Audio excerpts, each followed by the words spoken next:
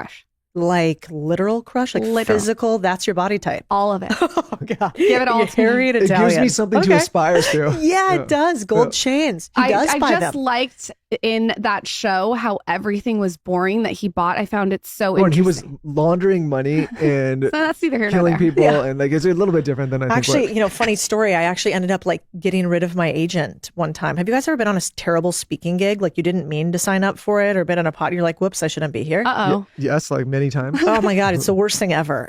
So I accidentally got sent on one to Detroit prepping for the book. So I'll like go and do just about anything. And I went out there and I swear to God, I think I did like what I can only describe as a mafia bar mitzvah speech. It was like 9:30 at night at a country club. And I think it was full of Tony Sopranos because everybody in the audience was like, I own a car wash. I own a laundromat. I was like, bet you do. I bet you do. You shouldn't have put me there. I would have been like, hey, Bob. First of all, it was definitely not Bob. It was Tony. That's hot. I mean, I Yeah. think that this is so important to talk about because what's happened with social media is everything has been so glamorized Yep. and so sparkly, and people are failing to look at the boring businesses. So how do you identify a boring business, and how can someone who's listening even get into that realm? Yeah, well, I think the biggest thing about boring businesses people need to think about is they actually make money. And so these days, what do? We do a startup for like 3 to 4 years with a hopeful, eventual, maybe probability of making money. But what do we do the first couple of years instead? We spend a bunch of it. So we like pay for the eventual privilege to potentially make money, except we know that only 90% of startups make it. And so it's a terrible trade, actually, if you're just at all into math. Not great. Like you're not even playing poker with this. Your odds are terrible. The house is going to typically win. And I don't like a lot of risk. So when I started looking at this stuff and I was kind of a scaredy cat. I didn't want to leave my corporate job. I was making good money. And so I was like, well, I don't want to do a startup because I don't want to go sleep on a floor. I like nice beauty products. So like, I'm not going to give up on that. I need to be able to make some cash. And so I was like, I don't have a brilliant startup idea. My company would fire me if I just started something on the side and they knew about it. And so instead, I'm like, where do people make money every single day? But it's not public. We don't have to publicize it. I don't have to be on social media about it at all. And I realized I'm like, I'm in private equity. Like this is what we do. We take these big businesses. We use other rich people's money. We buy them. We don't use our own money. And then we cash flow off them and we eventually sell them. And I was like, why couldn't I do the same thing myself? And then I thought, I don't know anything about any other business besides finance spreadsheets. So I found somebody who did. And I was like, we need a business that's easy to understand, not very many employees because everything's an HR problem, and doesn't cost that much money. Like, could I spend less than, like, not more than 6 figures? And that for me was like really material then. It was like 100K and that kind of mattered. And so I went around looking for it, and I finally found a dude who knew a lot about laundromats, and he was a real estate guy. So he had seen how laundromats work in his units. And so he operated it, I financed it, and then I realized, wait a second, like it's already making money. It's been making money for 10 years. It's likely to continue making money. It's not that complicated. Why can't I just buy 3 of these? And so that's what we ended up doing. And I wish I would have done that way before then because I had many a failed startup prior. So what happens as you start to buy 3? Like what's the Well, before we go, tumbleweed? I want to go back with you first to understand like how you even started to think about this. Like, was your background always in finance? No, I was a journalist to start. So I did the exact opposite. I covered human trafficking and drug smuggling across the U.S.-Mexico border. Or the light topics. Yeah, exactly. Yeah. Just go right into that. And it was amazing. I lived in like Juarez, El Paso, a little town called Agua Prieta, writing stories about border strife and struggle and what happens to those who don't have money, who get left behind and who have no options. And I remember my last name's Sanchez. I have long brown hair at the time. I would have been I think I was like 21. It was my senior year of college. I graduated a year early from Harvard of the West, ASU really. And nice. I went to the Harvard of the Desert, U of A. Okay, there we go. It's basically Stanford these days. Yeah. So anyway, I graduated a year early and I was like, down at the border, and I remember there was like this moment. You have like the moment in life where you're like, oof, I'm going to remember that forever. I was crossing the Rio Grande, which is the river that separates the U.S. and Mexico from El Paso to Juarez. And I was driving to Juarez, and there was this big pink cross. And the big pink cross is covered with little ribbons. And every ribbon is a representation of one of the women that's been murdered there. And they call it La Ciudad de Muerte, the city of death. And every year, tens of thousands of women are found mutilated and murdered along the U.S.-Mexico border.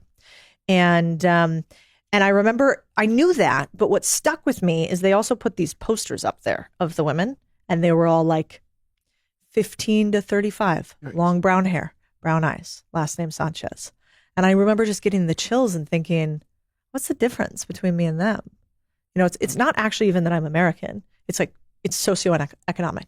It's that I have money, so I have power, and people would care and would put resources if I disappeared. These women don't have that. And so that bothered me a lot and it stuck with me. But I didn't really have any skills to do anything about it.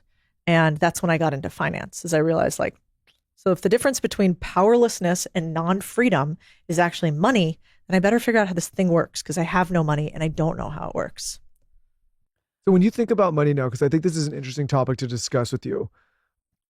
When I think about money personally, I think about autonomy. I think about options. I think about freedom to try different things. I don't think about it, at least nowadays, I mean, when I was younger, maybe in like a material way. And I think sometimes people look at people that put an emphasis on money as like, oh, you're materialistic or nothing. But I look at it as it gives me optionality. It gives me the room to kind of be creative. It gives me the flexibility to try different things in my life without the stress of being able to, you know, pay next month's rent. Right. And so like money's really important to me, and I'm not afraid to say it because it gives me that freedom. But I wonder how you think about it now, especially as someone who talks about money all the time. Yeah. Well, I think for like, let's say for women in particular, it's not very normal for women to really feel comfortable talking about money and to be aggressive about getting it. That's not normalized, at least yet, really. And I think I got a little lucky because I got to see firsthand somehow that like money actually means like safety and protection in some ways. And because I saw that so viscerally, I was like, well, I'm never not having this fucking thing again. I'm going to have it. And so that changed my perspective a lot on it. I was like, I'm going to relentlessly pursue money to a certain degree because I think it means I can protect myself and others. I think that's what money means to me. And most people, like you see it today, I'm sure you guys see it too. If you sell a product, if you wear nice things, if you even talk about money, and this is a great week to talk about it because the election, people will be like, well, you know, it's rich people versus this. And it's like, no. We want money, and you should want money because you have been programmed poorly, in my opinion, to think that money is bad, when what you're actually getting programmed is to not be powerful at all.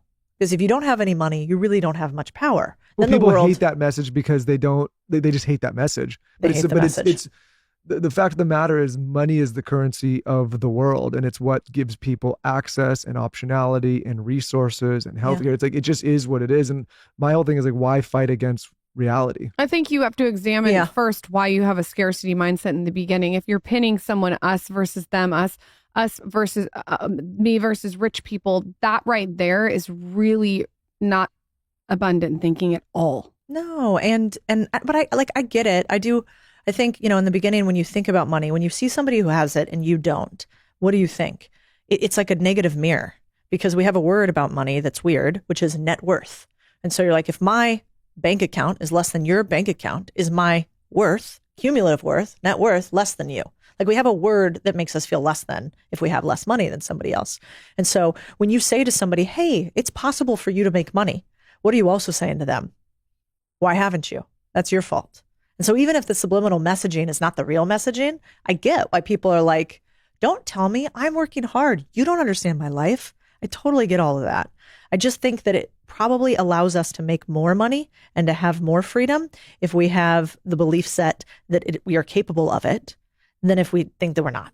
It's kind of hard to attract a thing that you don't really like at all. And also, if you look at it as a resource that's where there's an abundance of it, meaning like there's no shortage of money in the world, right? There's just people that have not yet figured out how to go get more of it for themselves. Does that make sense? 1000%. And also, those of us who have money, it doesn't mean we're actually smarter at all. I've met a lot of dumb I'm not the smartest people. guy in the world. Me neither. And now I do think I haven't met very many people who are wealthy, who have added no value, or who have not worked really, really hard. Those are two different things. Sure. Doesn't have to be IQ, but by and large, you don't luck your way into perpetual wealth. I wish, that'd be sweet. But I don't think that's true. But I wish somebody had told me all this when I was younger, because I had a lot of really limited beliefs. Like, isn't it weird if you think about it? If you were to go to an audience, sometimes I play this game and I go, money is the root of all evil, right? Everybody says that. Money is the root of all evil. Well, it's based on a biblical phrase, actually, but that's only a part of the biblical phrase, which is actually instead the desire for money is the root of all evil. And so actually we've taken out of context this thing that used to be biblical. And I think that's really important to realize. If your entire life, your entire focus is money, money, money, root of evil. But if instead you have money, that does not mean that you are evil. In fact, in this day's society, it means that you probably provided a lot of value for people because it's a value exchange. Yeah, I think there's a notion that some people, like I think especially in this heated political season, it's like an us versus them, and many rich people or wealthy people are vilified. And there's a lack of like, you know, I'll pick on someone like Elon, who's like, obviously he's like the richest guy in the world, and he's, you know, ridiculed by many people.